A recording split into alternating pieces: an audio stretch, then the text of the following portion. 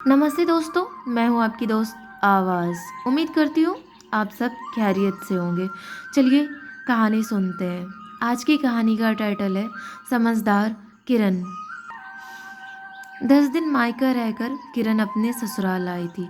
यूँ तो किरण अपने मायके में कोई काम नहीं करती, लेकिन ससुराल में हर कोशिश करती कि वो अपना सहयोग हर काम में दे पाए। किरण की 3 ननद थी। यूँ तो किरण के ननद बहुत काम करते थे, लेकिन किरण के आने के साथ मानो वो रिस्पॉन्सिबिलिटी से फ्री हो जाते थे। सारा काम धाम छोड़कर इंजॉय करने लगते थे और किरण बहुत खूबी से सब कुछ संभाल लेती थी। मज़े मज़े में किरण की ननद ताने भी दे के चली जाती थी। वहाँ उसकी सास बैठी रहती थी, लेकिन कुछ नहीं बोलती थी। एक दिन की बात है, रात का खाना किरण बनाकर थोड़ा बैठ गई। उसे ऐसा लग रहा था कि जैसे उसे फीवर हो। तो इतने में उसकी बड़ी ननद उससे बोलती है, क्या हुआ, क्यों बैठी हो? तो किरण ने कहा, कुछ नहीं दीदी, मुझे ऐसा लग रहा है फीवर है। और किरण ने फीवर की गोली खोजकर वो खाने लगी। तो उस इतने में उसकी बड़ी ननद ताना देकर बोलती है, पता नहीं तुम लोगों को कैसे बुखार हो जाता है। यूँ तो मायके में कोई काम नहीं करती हो और आके ससुराल में 1-2 काम कर लेती हो, इसी में बीमार पड़ जाती हो। हम लोगों को देखो, हम लोग इतना काम करते हैं फिर भी कभी बीमार नहीं पड़ते हैं। फिर भी किरण कुछ नहीं बोली, वो चुपचाप दवाई खाकर अपने काम में लग गई। दूसरे दिन सुबह फिर से किरण को फीवर आ गया, तो डॉक्टर को बुलाया गया। तो पता चला किरण को टाइफाइड है। तो दवाई दी गई। किरण अब दवाई खाकर काम करती थी। किसी ने कभी किरण को ये नहीं बोला कि थोड़ा आराम कर लो। क्या करती किरण?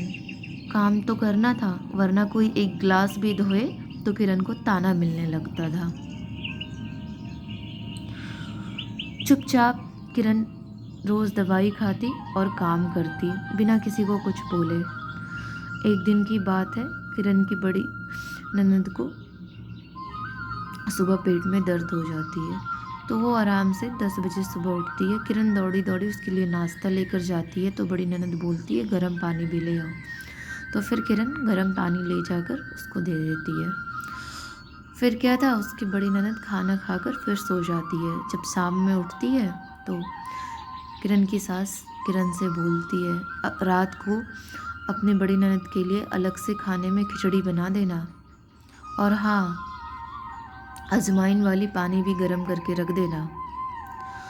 तो इतने में किरण का पति, जो सब कुछ देख रहा था, उसने बोला, वाह माँ, इतने दिन से किरण को टाइफाइड थी, वो रोज़ दवाई खाकर काम करती थी, उस टाइम तुमने कुछ नहीं बोला, लेकिन हाँ, आज दीदी को थोड़ा सा पेट में क्या दर्द हुआ, तुमने किरण को अलग से खाना बनाने को भी कहा, और चलो कोई बात नहीं, खाना बनाने को कहा, लेकिन माँ इतना भेदभाव क्यों? वो भी तो किसी की बेटी है, वो भी तो कभी बीमार पड़ती है। तुम्हें उस टाइम क्यों नहीं कभी चिंता होती है? कभी कभी तुमने उससे भी ये बात क्यों नहीं कही कि अभी तुमने दवाई खाई है, थोड़ा आराम कर लो? माँ, ऐसा भेदभाव क्यों? Thank you. तो दोस्तों, ज़रूर बताइएगा आपको ये कहानी मेरी कैसी लगी।